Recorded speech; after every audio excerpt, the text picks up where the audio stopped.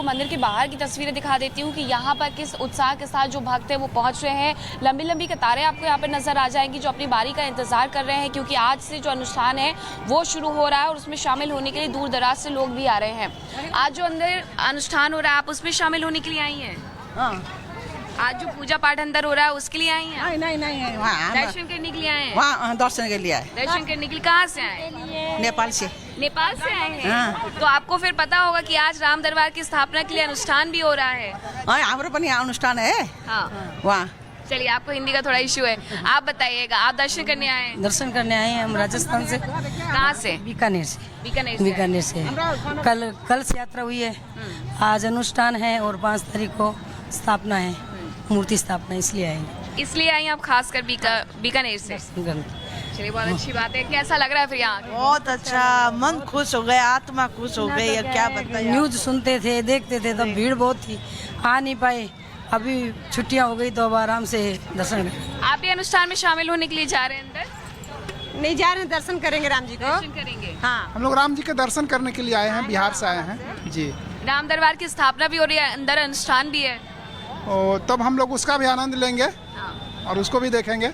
चलिए, बहुत अच्छी बात है। तो देखिए, यहाँ पर जो लोग हैं वो जगह जगह से पहुँच रहे हैं, लेकिन जो अनुष्ठान है वो सुबह 6:30 बजे से शुरू हो रहा है और ये अनुष्ठान शाम 6:30 बजे तक चलने वाला है। इस अनुष्ठान के दौरान 1 घंटे का सिर्फ विश्राम दिया जाएगा, जिसमें फलाहार करना होगा और बस उतनी देर के बाद फिर से जो पूजा पाठ है वो शुरू हो जाएगा। और इसके लिए खास तौर पर जो यज्ञ होने वाला है, 1.25 करोड़ की आहुति होने वाली है, उसके लिए 101 ऋत्विजों को बुलाया गया है अलग अलग जगह से, जिसमें प्रयागराज से, काशी से, अयोध्या से भी जो ऋत्विज हैं वो शामिल है। इसके अलावा हरिद्वार के ऋत्विज भी हैं, उन्हें भी वहां से आमंत्रित किया गया है। और ये जो पूजा पाठ है वो आज से शुरू होगा, कल भी इसी तरीके से ये अनुष्ठान होगा और 5 तारीख को जब अभिजीत मुहूर्त होगा तो उस वक्त पर राम दरबार की स्थापना कर दी जाएगी। देखिए, अभी तक जो अयोध्या के राम मंदिर में राम लला के रूप में विराजे हैं, यानी प्रभु श्री राम छोटे से बाल। बिल्कुल मीनाक्षी, बहुत महत्वपूर्ण तस्वीर आप श्री राम नगरी अयोध्या से दिखा रही हैं और प्रभु श्री राम के स्वरूप को लेकर कहा भी जाता है कि नीलांबुज कोमलांगम सीता समारोपित वाम भागम,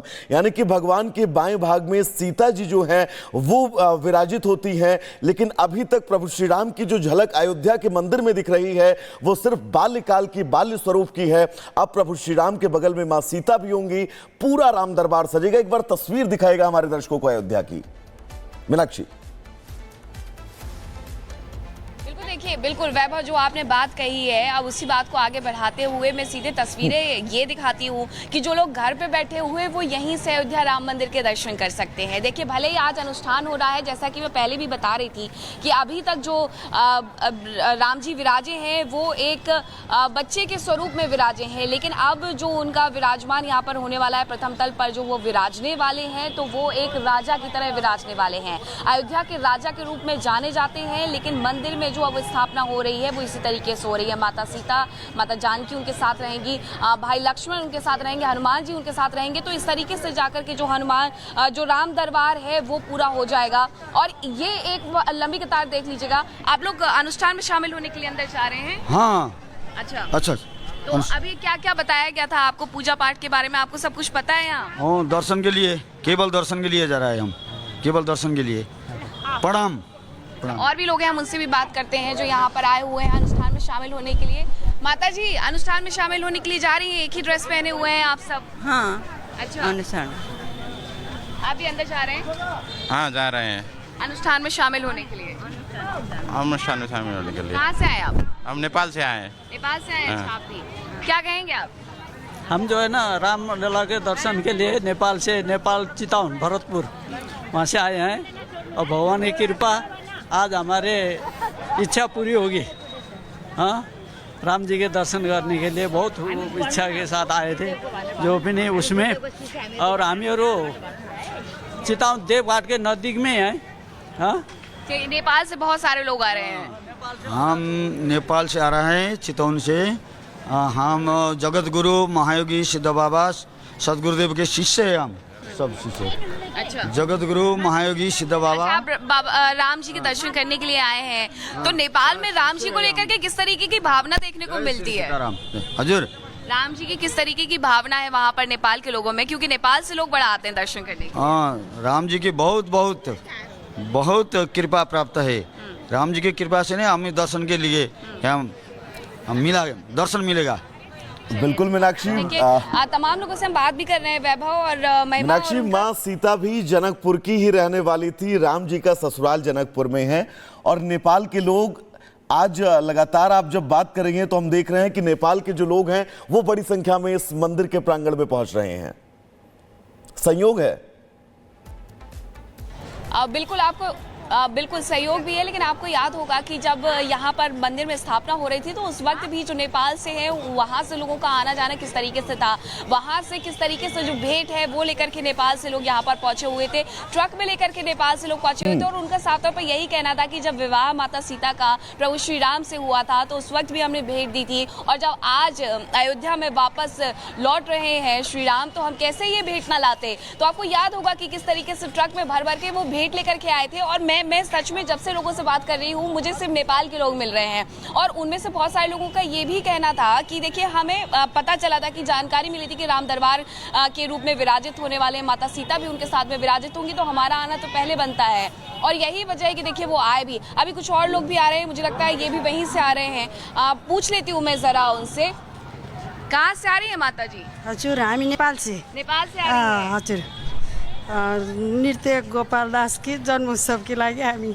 अच्छा, और अभी जो राम दरबार की स्थापना हो रही है उसमें भी शामिल रहेंगे आप? हजुर, बस आप भी अंदर ही जा रहे हैं सब? दर्शन करने लागि राम मंदिर। अरे सुबह सुबह आ गए हैं आप लोग? अब सुबह सुबह नहीं आएगा, यही सुबह सुबह अच्छा है ना। सुबह अच्छा है। अच्छा, नेपाल से आके थकान नहीं हुई, थोड़ा रेस्ट कर ले फिर जाएंगे, ऐसा नहीं? हम कल से जब नेपाल से ही आ गए तो क्या थकान लगनी। अब बहुत अच्छी बात है। देखिए सुबह सुबह जो लोग हैं वो दर्शन करने के लिए यहाँ पर पहुँच भी रहे हैं, लेकिन सबसे पहले मैं आपको एक और जानकारी दे देती हूँ कि इस पूरे क्षेत्र में अगर मैं बात करूँ, राम पथ की बात करूँ, भक्ति पथ की बात करूँ, 14 कोसी जो परिक्रमा मार्ग है उसकी बात करूँ, तो वहाँ पर मीट की दुकानों को बंद करने के आदेश दे दिए गए हैं। अब ये कहा गया कि उस पूरे परिपथ में जो 22 दुकानें पड़ती है उन सभी को बंद करना होगा। 1 हफ्ते का वक्त दिया गया है। नगर निगम को यह सुनिश्चित करना होगा कि वो दुकानें तमाम बंद हो गई हों, और अगर बंद नहीं होती हैं तो ऐसे में जुर्माना भी लगाया जा सकता है। रिपोर्ट आपको दिखाते हैं।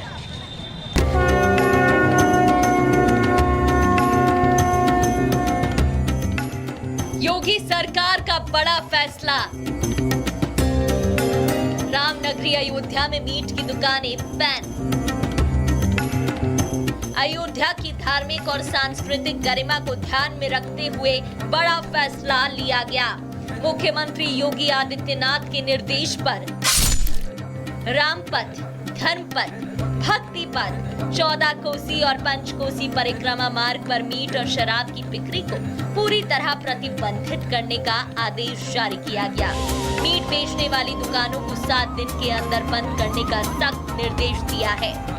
अयोध्या का रामपथ क्षेत्र है जहां पर मीट की दुकानों को बंद करने के आदेश दिए गए हैं। दुकानदारों का कहना है कि उनकी तरफ से सभी मानक पूरे किए जा रहे हैं। काले शीशे लगाने के लिए कहे गए थे, लेकिन वो शीशे भी लगा लिए गए हैं। 3 महीने पहले उन्हें लाइसेंस दिया जाता है फूड विभाग की तरफ से, लेकिन अचानक से अब ये कहा जा रहा है कि यहाँ जो दुकानें हैं उन्हें बंद कर दिया जाए। आपको बता दें कि इस पूरे क्षेत्र की अगर मैं बात करूँ तो ये रामपथ है। रामपथ के अलावा भक्ति पथ, धर्म पथ और साथ ही 14 कोसी मार्ग पर 22 दुकानें हैं। अगर और भी कोई दुकान खुलती है तो उन्हें बंद कराने के आदेश दिए गए हैं। दुकानदारों को बाकायदा 7 दिन का समय दिया गया है अपनी दुकानों को शिफ्ट करने के लिए, और इसी के साथ 4 दिन पूरे हो चुके हैं। लगभग 3 दिन और शेष रह गए हैं। ये कहा गया है नगर निगम की तरफ से कि अगर दुकानों को शिफ्ट नहीं किया जाता है तो फिर जुर्माना लगाया जाएगा। बता दें कि अयोध्या में रामपथ, 14 कोसी परिक्रमा मार्ग और पंचकोसी मार्ग पर मीट की दुकानों को लेकर शिकायत आई थी। शिकायत सीएम योगी आदित्यनाथ की जनता दरबार में की गई थी। इसके बाद खाद्य और उर्वरक आयुक्त माणिक चंद ने कार्रवाई की।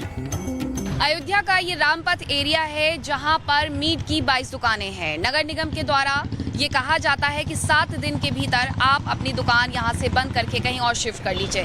दुकानदार हमारे साथ है और हम उनसे समझते हैं कि क्या कुछ नोटिस उन्हें बताया गया है, थमाया गया है। हम लोगों को बस तुरंत आए, तत्काल में आए। ये इन्होंने कहा तुरंत बंद करिए।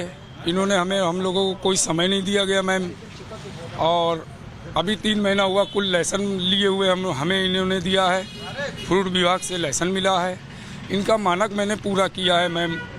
तो एक बैग आके आप बंद करा देंगे तो हमारे भी परिवार, हमारे भी बच्चे हैं, हम लोग कहाँ जाएंगे मैम? हम लोगों की दुकान बहुत पुरानी है, आज की तो है नहीं ना। 30-35 साल से करते हुए चले आए, बाप दादा भी हम लोगों को कर रहे थे। और एक बैग ये इन्होंने कहा कि लाइसेंस बनवाइए 3 महीना पहले, फिर से रिन्यूअल कराइए।